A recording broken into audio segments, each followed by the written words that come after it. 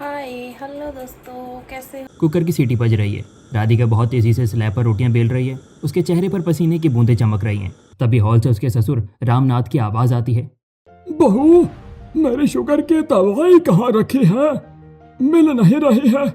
आ रही हूँ बाबूजी, बस रवि के टिफिन पैक कर दूं। राधिका जल्दी जल्दी 3 टिफिन बॉक्स में खाना डालती है। तभी अंदर कमरे से बुआ सास शांति की खांसने की आवाज आती है। बहू, आज सुबह की चाय में अदरक नहीं डाली क्या? बिल्कुल फीकी चाय देती है मुझे। बुआ जी, मैंने डाली थी अदरक। अब राधिका दौड़कर हॉल में जाती है, रामनाथ को दवाई पानी के साथ देती है और फिर अपने बेडरूम की तरफ भागती है। बेडरूम में उसके बच्चे स्कूल यूनिफॉर्म पहनने के लिए आपस में लड़ रहे थे। राधिका दोनों को पकड़कर तैयार करती है, उनके बालों में कंघी करती है और उनके स्कूल बैग में लंच बॉक्स डाल देती है। उसी समय रवि अपना ब्रीफकेस लेकर हॉल में आता है। राधिका, मेरा टिफिन दे दो, आज दुकान पर बहुत माल आने वाला है, मुझे जल्दी पहुंचना है। ये लीजिए आपका टिफिन, और हाँ, आते वक्त बिजली का बिल भरते हुए आना। ठीक है बाबा, भर दूंगा, तुम बच्चों को आराम से स्कूल छोड़ देना। तभी रवि दुकान के लिए निकल जाता है। वहीं राधिका दोनों बच्चों को स्कूल छोड़ने जाती है और बच्चों को स्कूल छोड़ने के बाद वो सब्जी मंडी की तरफ मुड़ जाती है। तभी रास्ते में उसे अपनी सहेली सुनीता मिल जाती है। अरे राधिका, तू कहाँ गायब रहती है आजकल? कल किटी पार्टी थी, तू वहाँ भी नहीं आई, और परसों शर्मा जी के घर मुंडन था, वहाँ भी तेरा कोई अता पता नहीं था। क्या बताऊँ सुनीता, मेरे पास तो सांस लेने की भी फुर्सत नहीं है। किटी पार्टी तो बहुत दूर की बात है। क्यों, ऐसा क्या हो गया तेरे घर में? अरे सुबह 5 बजे उठना पड़ता है, फिर बाबूजी को दवाई, बुआ सास के नखरे उठाओ, रवि का टिफिन बनाओ, बच्चों को स्कूल छोड़ो, फिर दोपहर का खाना, फिर रात का खाना। मैं तो इस घर में बस एक मशीन बनकर रह गई हूँ। तू एक काम क्यों नहीं करती? अपनी सास से कहकर कोई काम वाली बाई क्यों नहीं रख लेती? थोड़ा आराम मिल जाएगा तुझे। हमारे घर में बाई रखना अलाउड कहाँ है? सास बोलती है कि घर की बहुएं ही काम करेंगी। बड़ी मुश्किल से तो झाड़ू पोछे के लिए एक बाई रखी है। अगर मैं खाना बनाने के लिए भी बाई रखने को बोलूंगी ना, तो घर में महाभारत हो जाएगी। अब राधिका अपनी सहेली से मिलकर सब्जी खरीदने लगती है। भैया, 1 किलो लौकी और आधा किलो भिंडी दे दीजिए। भाभी जी, आज ताजी तोरी आई है, वो ले लो, बहुत बढ़िया बनेगी। अरे भैया, हमारे घर में किसी की पसंद एक जैसी नहीं है। बाबूजी को लौकी खानी है, बुआ सास को भिंडी खानी है। तोरी लेकर गई तो कोई मुंह नहीं लगाएगा, सबकी अलग अलग फरमाइश रहती है। राधिका सब्जी लेकर घर वापस आती है और सीधे रसोई में घुसकर दोपहर के खाने की तैयारी में लग जाती है। काश मेरी कोई मदद करने वाला होता इस घर में। सास से तो कुछ काम होता नहीं है, और एक वो मेरा देवर समीर है, इतना बड़ा सांड हो गया है, लेकिन ना कोई काम करता है ना धंधा, बस दिन भर आवारागर्दी करता फिरता है। अगर वो शादी कर ले तो कम से कम एक देवरानी तो आएगी मेरा हाथ बटाने के लिए। अगले दिन दोपहर को घर में हॉल में कुछ मेहमान बैठे होते हैं।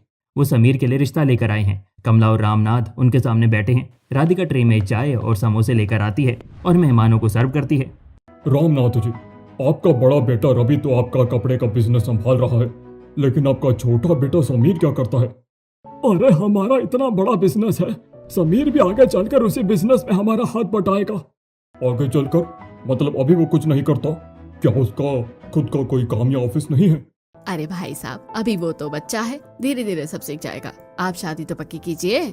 माफ कीजिएगा कमला जी, आजकल की लड़कियां ऐसे लड़कों को बिल्कुल पसंद नहीं करती जो पिता के पैसों पर ऐश करते हो और खुद ना कुछ करते हो। हमारी बेटी को तो एक वेल सेटल्ड लड़का चाहिए, हम ये रिश्ता नहीं कर सकते।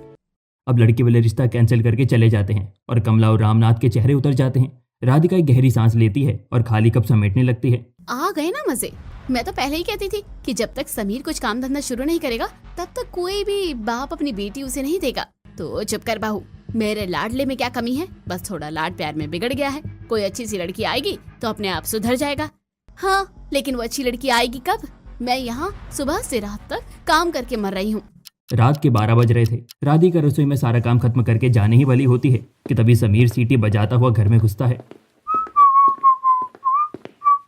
भाभी, बहुत भूख लगी है, जल्दी से खाना लगा दो। कोई खाना नहीं मिलेगा तुम्हें, रात के 12 बज रहे हैं। मैं क्या तुम्हारी नौकरानी हूँ जो रात भर जागकर तुम्हारा इंतजार करूंगी? अरे भाभी, आप तो बेवजह गुस्सा कर रही हो। खाना तो रखा होगा ना, दे दो बस।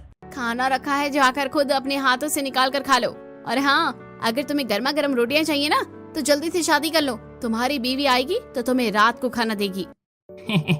अब भाभी, मैं कहाँ कर लूँ शादी? आप ही कोई अच्छी सी लड़की ढूंढ लो मेरे लिए। कोई अंधी ही होगी जो तुम जैसे निकम्मे और नकारा लड़के से शादी करेगी। जो इंसान अपने बाप की दुकान पर 1 घंटे नहीं बैठ सकता, उसे कौन सी लड़की मिलेगी? राधिका गुस्से में पैर पटकते हुए अपने कमरे में चली जाती है। समीर उसकी बातों को अनसुना करके खुद ही फ्रिज से ठंडा खाना निकालकर खाने लगता है। बेडरूम में राधिका अपने पति रवि से बहस कर रही होती है। रवि, आप अपने भाई को कुछ समझाते क्यों नहीं? आज फिर एक रिश्ता टूट गया। अगर वो कुछ काम करेगा तभी तो कोई उसे अपनी बेटी देगा ना। मैं क्या करूँ राधिका, मैंने उसे कई बार कहा है कि मेरे साथ दुकान पर आकर बैठा करे, थोड़ा हिसाब किताब सीख ले, लेकिन वो वहाँ भी आने को तैयार नहीं है।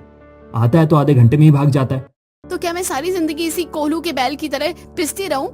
कल मेरी मम्मी का फोन आया था, वो कह रही थी कि मैं कुछ दिनों के लिए मायके आ जाऊं। तो तुम चली जाओ ना कुछ दिन। कैसे चली जाऊं? अगर मैं चली गई तो बाबूजी को टाइम पे दवाई कौन देगा, बुआ सास को चाय कौन देगा? आपकी माँ ने तो साफ कह दिया है कि मैं मायके नहीं जा सकती, वरना घर का काम कौन करेगा? ना मैं किटी पार्टी में जा पाती हूँ, ना मोहल्ले की किसी फंक्शन में। मैं तो यहाँ कैद होकर रह गई हूँ। राधिका की जिंदगी ऐसे ही चलती रहती है, जबकि दूसरी तरफ समीर बिल्कुल बेपरवाह है। वो एक महंगे और आलीशान जिम का मेंबर है। एक दिन वो अपने डोले शोले शीशे में देख रहा होता है कि तभी 50 साल की अंजलि वहां पर आती है। वो बहुत ही ज्यादा स्टाइलिश, मॉडर्न और फिट है। उसने बहुत ही महंगे ब्रांडेड जिम वेयर पहने होते हैं। तभी समीर की नजर उस पर पड़ती है। अरे वाह, क्या पर्सनैलिटी है, ये तो बहुत अमीर खानदान की लग रही है। इसके हाथ में जो स्मार्ट वॉच है वही कम से कम लाख रुपए की होगी। अंजलि ट्रेडमिल पर दौड़ने लगती है। समीर चालाकी से उसके बगल वाली ट्रेडमिल पर जाकर खड़ा हो जाता है। एक्सक्यूज मी मैम, आपकी रनिंग फॉर्म बहुत अच्छी है, आप काफी समय से वर्कआउट कर रही हैं शायद। थैंक्स। हाँ, फिटनेस मेरे लिए बहुत इम्पोर्टेंट है। दोनों के बीच धीरे धीरे जिम में रोज बातचीत होने लगती है। समीर को पता चलता है कि अंजलि एक बहुत बड़ी मल्टीनेशनल कंपनी में वाइस प्रेसिडेंट है और वो अविवाहित है। अंजलि के पास पैसा, रुतबा और एक आलीशान लाइफस्टाइल है। समीर के दिमाग में लालच पैदा हो जाता है। अगर मैं इसे फंसा लूं तो मेरी तो लाइफ ही सेट हो जाएगी, ना मुझे कभी काम करने की जरूरत पड़ेगी, ना ही कोई मुझे निकम्मा कहेगा। उम्र में बड़ी है तो क्या हुआ, पैसा तो अंधा है इसके पास, और वैसे भी 50 की उम्र में इससे शादी कौन करेगा। अगर मैं इसे प्रपोज करूंगा तो ये तुरंत हाँ बोल देगी। अब समीर कुछ ही समय में धीरे धीरे अंजलि के साथ अपनी नजदीकियां बढ़ाने लगता है। उसे कभी कॉफी पर लेकर जाता तो कभी झूठी तारीफों से खुश करता। अंजलि, जो अपनी जिंदगी में बहुत अकेली थी, समीर के इस झूठे प्यार में पड़ जाती है। एक दिन समीर हिम्मत करके अंजलि को शादी के लिए प्रपोज कर देता है और अंजलि उसकी उम्र की परवाह किए बिना हाँ कह देती है। अब ऐसे ही एक दिन समीर अपने घर के हॉल में खड़ा होता है। कमला, रामनाथ और राधिका सोफे पर बैठे हैं।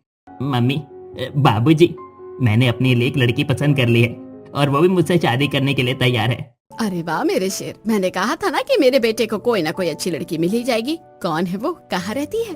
वो बहुत बड़ी कंपनी में काम करती है, वो बहुत अमीर है। मैं कल उसे आप लोगों से मिलवाने घर ला रहा हूँ। भगवान, तेरा लाख लाख शुक्र है, आखिरकार इस घर में मेरी मदद करने के लिए कोई तो आ रहा है। अगले दिन शाम को घर के हॉल में सब बैठे इंतजार कर रहे होते हैं। तभी समीर अंजलि को लेकर घर में प्रवेश करता है। अंजलि ने एक बहुत ही महंगा डिजाइनर सूट पहना होता है और वो बहुत ही कॉन्फिडेंट होती है, लेकिन अंजलि को देखते ही कमला, रामनाथ और राधिका के चेहरों की हवाइयां उड़ जाती हैं। रामनाथ जी, ये लड़की है, ये तो उम्र में मुझसे भी बड़ी लग रही है। अरे ये तो सच में बड़ी उम्र की दिख रही है। समीर क्या पागलपन कर रहा है। हे भगवान, ये तो सच में बहुत उम्र दराज लग रही है। ये मेरी देवरानी बनेगी। मम्मी, बाबूजी, ये अंजलि है। बैठिए अंजलि जी। अब अंजलि सोफे पर बैठ जाती है। राधिका चुपचाप चाय और नाश्ता सर्व करती है, लेकिन उसकी नजरें बार बार अंजलि के चेहरे की झुर्रियों पर जा रही होती हैं, जो मेकअप से छिपाई गई थी। अब अंजलि के जाने के बाद घर में जैसे तूफान आ जाता है। समीर, तुम्हारा दिमाग खराब हो गया है क्या? वो औरत उम्र में तुमसे दुगनी बड़ी लग रही है। हम ये शादी कभी नहीं होने देंगे। हे भगवान, अब रिश्तेदार और समाज सब हम पर हंसेंगे। लोग कहेंगे कि बेटे को कोई लड़की नहीं मिली तो एक बुढ़िया को घर ले आए। बाबूजी, आप कुछ भी कह लीजिए, मैं शादी करूंगा तो सिर्फ अंजलि से ही करूंगा। मुझे उससे प्यार है। अगर आप लोगों ने मना किया तो मैं घर छोड़कर चला जाऊंगा। समीर पैर पटकते हुए अपने कमरे में चला जाता है। हॉल में मातम जैसा सन्नाटा छा जाता है। कमला रो रही होती है। बाबूजी, मम्मी जी, आप लोग रोना बंद कीजिए। मुझे लगता है हमें ये शादी के लिए हाँ कर देनी चाहिए। तेरा दिमाग भी खराब हो गया है क्या बाहू? मम्मी जी, उम्र का क्या है, वैसे भी समीर भैया को अपनी बेटी देने को कोई तैयार ही नहीं था। कम से कम अंजलि जी जॉब तो करती है, हो सकता है कि शादी के बाद समीर भैया भी सुधर जाए। और सबसे बड़ी बात, क्या बात है, मेरी मदद के लिए भी कोई आ जाएगा। मैं भी सुबह से शाम तक काम करते करते थक जाती हूँ। अंजलि जी आ जाएंगी तो घर के काम आधे आधे बढ़ जाएंगे। आप लोग हाँ कर दीजिए। राधिका के बहुत समझाने पर समीर की जिद के आगे आखिरकार कमला और रामनाथ को झुकना ही पड़ता है। वो बेमन से शादी के लिए तैयार हो जाते हैं और कुछ ही दिनों में शादी का दिन आ जाता है। घर को फूलों से सजाया जाता है। मेहमान और मोहल्ले वालों के बीच कुसर पुसर चल रही होती है। सुनीता, तूने दूल्हे और दुल्हन की शक्ल देखी? ऐसा लग रहा है जैसे कोई अपनी मौसी से शादी कर रहा है। अरे मीना, इसने अम्मे को कोई लड़की मिल ही नहीं रही थी तो आखिरकार इस अमीर बुढ़िया को ही पकड़ लाया। मंडप में बैठी अंजलि ये सब बातें सुन रही है। उसे बहुत बुरा लगता है, लेकिन समीर के प्यार में अंधी होकर वो सब कुछ इग्नोर कर देती है। शादी संपन्न होती है और अगले दिन मुंह दिखाई की रस्म होती है। अंजलि लाल रंग का डिजाइनर जोड़ा पहने सोफे पर बैठी होती है। वहीं मोहल्ले की औरतें भी उसे घेर कर बैठी होती हैं। अरे वाह कांता बहन, तुम्हारी छोटी बहू तो बहुत ही समझदार और तजुर्बेदार लग रही है। सच कहा रमा। और जरा बड़ी बहू राधिका को देखो, 25 की जेठानी और 50 की देवरानी। ये तो कलयुग आ गया है भाई। अरे राधिका, अब तो तुझे अपनी देवरानी के पैर छूने चाहिए। आखिर ये तो उससे उम्र में इतनी बड़ी जो है। राधिका यह सब सुनकर बहुत असहज महसूस करती है, लेकिन मुस्कुराकर बात को टाल देती है। अंजलि का चेहरा गुस्से और शर्म से लाल हो रहा था, लेकिन वो भी चुपचाप बैठी रहती है। अब रस्म खत्म होने के बाद अंजलि अपने कमरे में जाती है। समीर वहां लेटा हुआ फोन चला रहा होता है। समीर, तुम्हारी फैमिली और मोहल्ले वाले बहुत ही बैकवर्ड सोच के लोग हैं। अरे डार्लिंग, तुम इन बातों पर क्यों ध्यान देती हो? थोड़े दिन में सब चुप हो जाएंगे। समीर, मैंने तुमसे पहले ही साफ कह दिया था कि मैं शादी के बाद भी अपनी जॉब कंटिन्यू करूंगी। कल से मेरा ऑफिस शुरू हो रहा है। हाँ हाँ, बिल्कुल जाओ ऑफिस, मुझे कोई प्रॉब्लम नहीं है। तुम अपना काम जारी रखो। समीर को तो बस अंजलि की सैलरी से मतलब था। उसे इस बात से कोई फर्क नहीं पड़ता कि अंजलि घर के काम करेगी या नहीं। उधर दूसरी तरफ रसोई में राधिका बहुत खुश होती है। चलो, कल पहली रसोई की रस्म है, उसके बाद तो मेरी देवरानी मेरे साथ रसोई में काम करेगी। आखिरकार मेरी मेहनत के दिन खत्म होने वाले हैं। अगले दिन सुबह राधिका अंजलि को रसोई में लेकर आती है। अंजलि जी, मेरा मतलब है देवरानी जी, आज आपकी पहली रसोई है। आप सबके लिए कुछ मीठा बना दीजिए। राधिका, मुझे कुकिंग का ज्यादा शौक नहीं है। मैंने हमेशा जॉब और करियर पर फोकस किया है। मुझे सिर्फ चाय और मैगी बनानी आती है। राधिका ये सुनकर हैरान रह जाती है। क्या इतनी उम्र हो गई है आपकी और आपको खाना बनाना नहीं आता? उम्र का खाना बनाने से क्या कनेक्शन है राधिका? खैर, मैं हलवा बनाने की कोशिश करती हूँ। अंजलि जैसे तैसे हलवा बनाती है, लेकिन वो जल जाता है। डाइनिंग टेबल पर सब मुंह बनाकर हलवा खाते हैं। थो, ये हलवा है, पूरा जला हुआ है। 50 साल की हो गई है और हलवा नहीं बनाना आता है इसे। बुआ जी, मैं यहाँ खाना बनाने नहीं आई हूँ। कल से मेरा ऑफिस है और मैं ऑफिस जाऊंगी। ऑफिस? तू ऑफिस जाएगी? हमारे घर की बहुएं नौकरी नहीं करती है। तुझे घर का काम संभालना होगा। राधिका का हाथ बटाने के लिए तो तेरी शादी करवाई थी हमने। देखिए मम्मी जी, मैंने समीर को शादी से पहले ही बता दिया था कि मैं अपनी जॉब नहीं छोड़ूंगी। मेरी बहुत अच्छी पोजीशन है वहाँ। मैं इतना कर सकती हूँ कि मैं घर के कामों के लिए एक अच्छी सी फुल टाइम मेड रखवा देती हूँ। उसका सारा खर्चा मैं अपनी सैलरी से दूंगी। मेड? हमारे घर में बाहर वाले रसोई में घुसकर खाना बनाएंगे? बिल्कुल नहीं। हमारे यहाँ सिर्फ झाड़ू पोछे के लिए बाई अलाउड है। रसोई में तो हम बहुओं के हाथ का ही खाना खाते हैं। तो फिर मैं कुछ नहीं कर सकती। मैं अपनी जॉब किसी भी कीमत पर नहीं छोड़ूंगी। आप लोगों को जो समझ रहा है समझिए। तभी अंजलि डाइनिंग टेबल से उठकर अपने कमरे में चली जाती है। राधिका सदमे में खड़ी है। तो अब मुझे ही सारा काम करना पड़ेगा? ये देवरानी मेरी मदद करने आई है या मेरी मुश्किलें बढ़ाने? अब तो मुझे समीर के साथ साथ इसका भी टिफिन बना कर देना ऑफिस के लिए। ये तो मेरे गले की हड्डी बन गई है। अगले दिन सुबह की भाग दौड़ फिर से शुरू हो जाती है। राधिका रसोई में पसीने से लथपथ होकर नाश्ता और टिफिन बना रही है। गैस पर 3-4 बर्तन एक साथ चढ़े हुए हैं। उधर दूसरी तरफ अंजलि बहुत ही स्टाइलिश सूट पहनकर, परफ्यूम लगाकर और हाथ में अपना लैपटॉप बैग लिए हॉल में आती है। राधिका, मेरा टिफिन पैक हो गया क्या? मुझे ऑफिस के लिए लेट हो रहा है। आज मेरी बहुत इंपॉर्टेंट मीटिंग है। वारी मेरी किस्मत, 25 साल की उम्र में अपनी 50 साल की देवरानी का टिफिन बना रही हूँ। जो उम्र इसके आराम करने की थी, उसमें ये सच धज कर ऑफिस जा रही है और मुझे बावर्ची बना दिया है। जी देवरानी जी, ये लीजिए आपका टिफिन। तभी बुआ सास शांति अपने कमरे से बाहर आती है और अंजलि को सिर से पैर तक घूरती है। हे भगवान, इस उम्र में ये शर्ट पैंट पहन कर घर की बहू बाहर जाएगी। बाल सफेद हो रहे हैं और शौक देखो इसके। हमारे खानदान की तो नाक ही कट गई है। बुआ जी, कपड़ों का उम्र से कोई लेना देना नहीं होता और मैं कोई गलत काम करने नहीं जा रही। अपनी इज्जत की रोटी कमाने जा रही हूँ। समीर, मैं निकल रही हूँ। अंजलि बुआ सास को अनदेखा करके घर से निकल जाती है। राधिका गुस्से में, मम्मी जी, आप लोग कुछ बोलते क्यों नहीं हैं? देवरानी जी मेरी मदद के लिए आई थी या मेरा काम बढ़ाने के लिए? पहले क्या मेरे पास काम कम था जो अब मुझे इसका भी टिफिन पैक करना पड़ रहा है? मैं क्या करूं बहू, मैंने तो इसे कल ही टोका था, पर ये तो उल्टे जवाब देती है। तो क्या मैं इस घर की नौकरानी हूँ? इसने तो साफ कह दिया कि ये कुक और मेड रखवा देगी। माँ जी, आप रखवा लीजिए ना, मुझसे अब ये सब अकेले नहीं संभाला जाता। बहू, तुझे पता है ना, बुआ जी और तेरे बाबूजी बाहर वालों के हाथ का खाना नहीं खाते। मेड तो इस घर में बिल्कुल नहीं आएगी, तुझे ही एडजस्ट करना पड़ेगा। तभी राधिका अपना सिर पकड़कर बैठ जाती है। शाम को घर में कुछ दूर के रिश्तेदार और पड़ोसने मिलने आती हैं। राधिका किचन में उनके लिए चाय और पकौड़े बना रही होती है। तभी अंजलि ऑफिस से थक कर वापस आती है और सोफे पर मेहमानों के साथ बैठ जाती है। अरे अंजलि जी, आप तो बड़ी बहू राधिका से उम्र में दोगुनी लगती है। विमला, मुझे तो समझ नहीं आता कि ये जेठानी देवरानी है या सास बहू। बेचारी 25 की जेठानी अंदर पसीने में चाय बना रही है और 50 की देवरानी यहाँ सोफे पर मेम साहब बनकर बैठी है। अंजलि को ये ताना बहुत चुभता है, लेकिन वो थकावट के कारण चुप रह जाती है। राधिका ट्रे में चाय लेकर आती है और मेहमानों को देती है। मेरी तो किस्मत ही खराब है, बड़ी उम्र की देवरानी ले आए हैं तो मुझे उम्र का लिहाज करके इसकी इज्जत करनी ही पड़ेगी। अब रात का समय होता है। अंजलि ऑफिस के कपड़े सीधे वॉशिंग मशीन के पास फेंक देती है और अपने कमरे में चली जाती है। राधिका जब ये देखती है तो उसका सब्र का बांध टूट जाता है। अंजलि जी, बाहर आइए। राधिका की तेज आवाज सुनकर घर के सभी लोग हॉल में आ जाते हैं। अंजलि भी अपने कमरे से बाहर आती है। क्या हुआ राधिका, तुम ऐसे क्यों चिल्ला रही हो? मैं चिल्लाऊं नहीं तो और क्या करूं? ये पसीने वाले कपड़े किसने छोड़े हैं यहाँ? क्या मैं आपकी नौकरानी हूँ जो सुबह आपका टिफिन बनाऊं और रात को आपके झूठे डिब्बे धोऊं? राधिका, अपनी आवाज नीचे रखो। तुम भूल रही हो कि मैं तुमसे उम्र में 25 साल बड़ी हूँ। तमीज से बात करो मुझसे। आप उम्र में बड़ी होगी, लेकिन रिश्ते में मैं आपकी जेठानी हूँ और जेठानी के होने के नाते मुझे आपसे इज्जत और मदद दोनों मिलनी चाहिए। मैं अब तक आपकी उम्र का लिहाज कर रही थी, लेकिन आपने तो मुझे काम वाली बाई समझ लिया है। तो मैं क्या करूँ? मैं सुबह से शाम तक ऑफिस में सिर खपाती हूँ, वहाँ 50 लोगों को हैंडल करती हूँ। घर आकर मुझसे ये झाड़ू बर्तन नहीं होगा। मैंने पहले ही कहा था कि मेरी सैलरी से मेड रख लो। मुझे आपकी सैलरी से कोई मतलब नहीं है। मैं इस घर में शादी करके आई हूँ, कोई सजा काटने नहीं।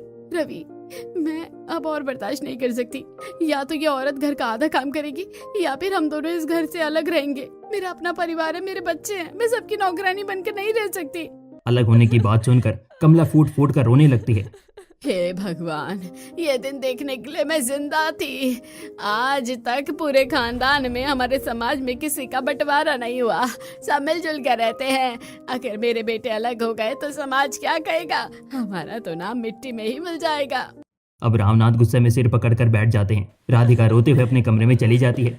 उधर दूसरी तरफ कमला तुरंत अपने कमरे में जाकर राधिका की मम्मी को फोन लगाती है और रोते हुए सारी बात बताती है। थोड़ी देर बाद राधिका की मम्मी का फोन राधिका के पास आता है। हाँ मम्मी, मैं बहुत परेशान हूँ यहाँ। राधिका बेटा, ये तूने क्या अलग होने की रट लगा रखी है? ससुराल में ये सब छोटी मोटी बातें होती रहती है। एडजस्ट करना सीख ले बेटा। एडजस्ट करूँ मम्मी? वो औरत मुझसे उम्र में दुगनी है, कोई काम नहीं करती और मुझे उल्टा रौब दिखाती है। देख बेटा, कल को तेरी भाभी भी यही सोचकर अगर मुझसे अलग रहने की बात करेगी तो मेरा क्या होगा? तू बड़ी बहू है, तुझे ही समझदारी दिखानी पड़ेगी। अलग होने का फैसला बिल्कुल गलत है। अपनी माँ की बातें सुनकर राधिका बेबस हो जाती है। वो फोन काट देती है और आंसुओं को पोंछकर चुपचाप सो जाती है।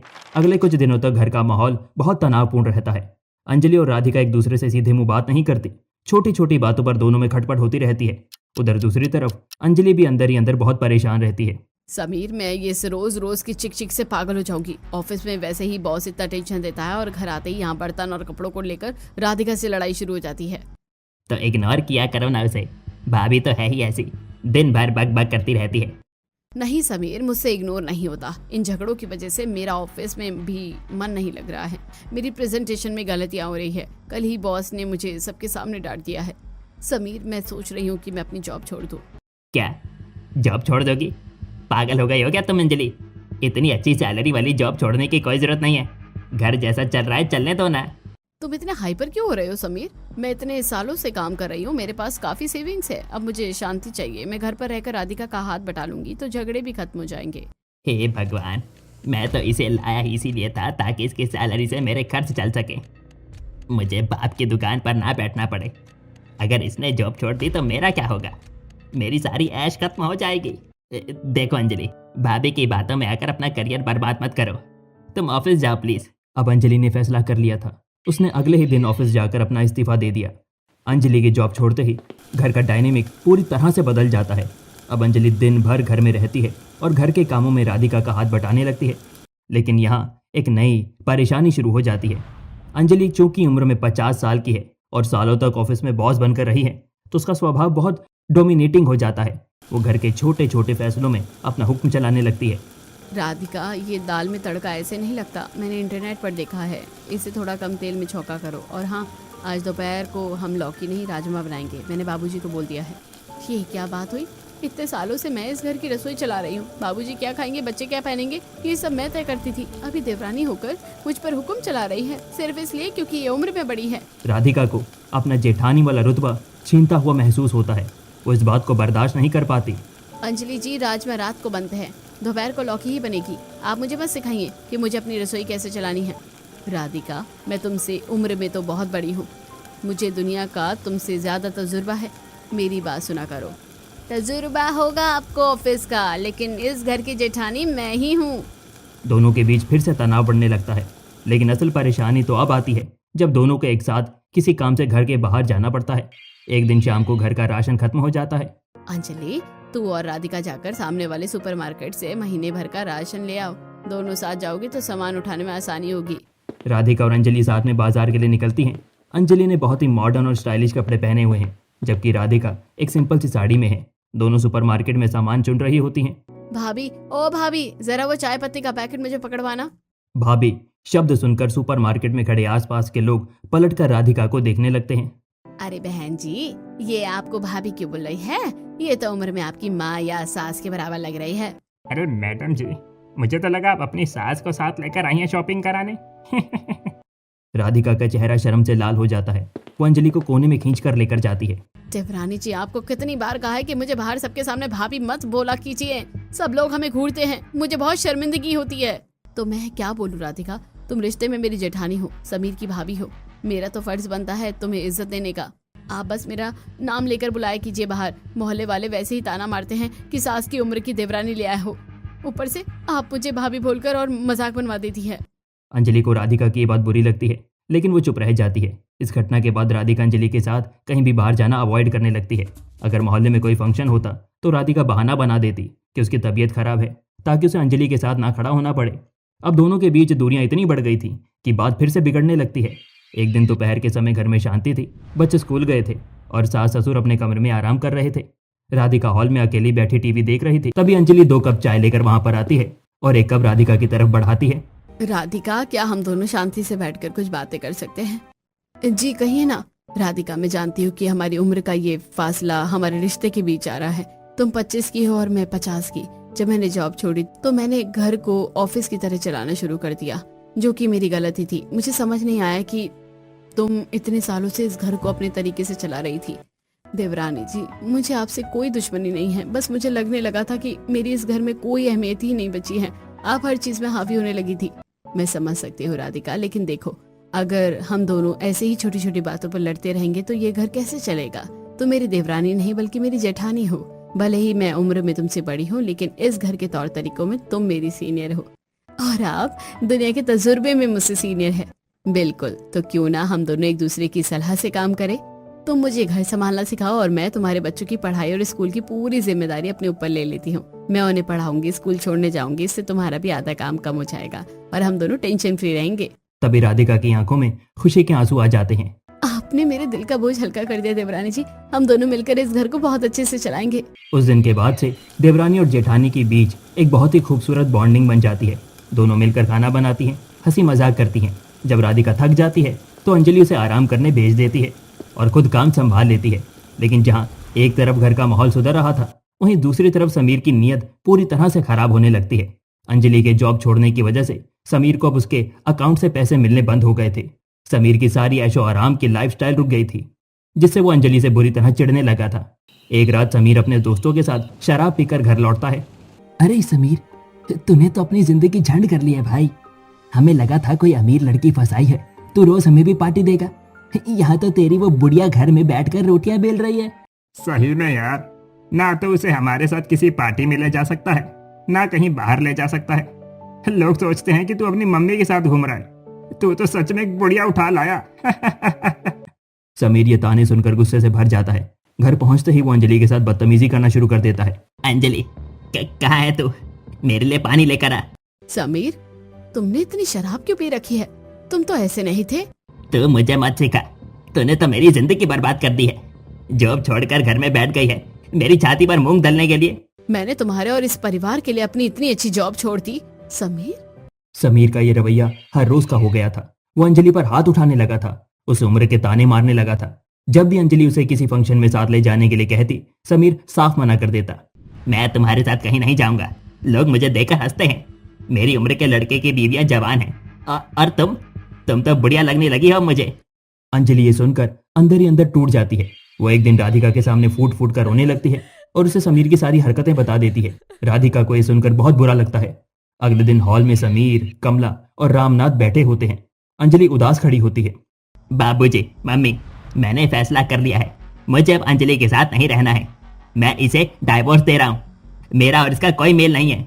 ये तू क्या कह रहा है समीर? अभी तो शादी को कुछ ही महीने हुए हैं। कुछ नहीं, जिस वजह से मैं इसे लाया था वो वजह ही खत्म हो गई है। इसने जॉब छोड़ दी है और अब ये मुझे बहुत बुरी लगने लगी है। मेरे दोस्त मेरा मजाक उड़ाते हैं, मुझे इसे छुटकारा चाहिए। तभी अंजलि रोने लगती है। तभी रसोई से राधिका आग बबूला होते हुए बाहर हॉल में आती है। समीर, तुम्हारी हिम्मत कैसे हुई देवरानी जी के बारे में ऐसे बकवास कहने की? भाभी, आप बीच में मत बोलिए। मैं क्यों ना बोलूं? मैं इस घर की बड़ी बहू हूँ।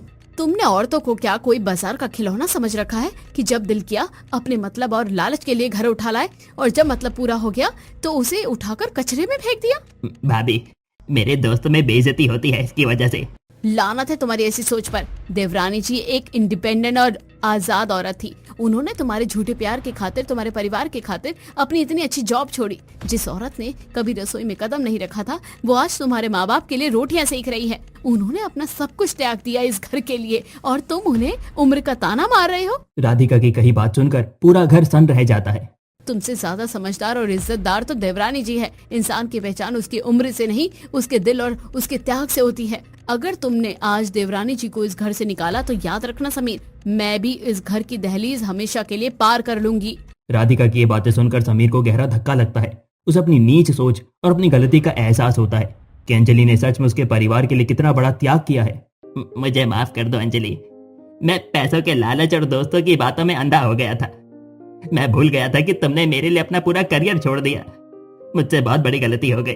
प्लीज मुझे माफ कर देना, मुझे छोड़कर मत जाना। अंजलि रोते हुए समीर को उठाती है और गले लगा लेती है। राधिका भी मुस्कुराते हुए उसके पास आती है। राधिका, आज जो तुमने मेरे लिए किया है वो एक सगी बहन भी नहीं कर पाती।